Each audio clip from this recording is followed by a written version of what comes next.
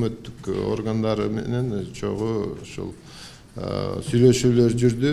Сүйлөшүүлөрдүн жыйынтыгы менен ушул июнь айындагы баалар калтырылды. Контракттар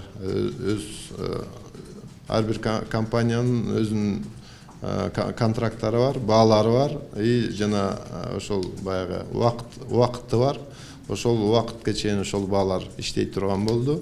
Андан тышкары ошол баягы келечекте ошол бааны көтөрүү эмес, ылдыйлатуу боюнча дагы кандай иштер алып баруу керектиги боюнча эми биздин Кыргызстандын комитет, байланыш комитети менен ошол Казакстандын байланыш комитети ушул тарапта да иштерди жүргүзө турган болуп чечим кабыл алынды.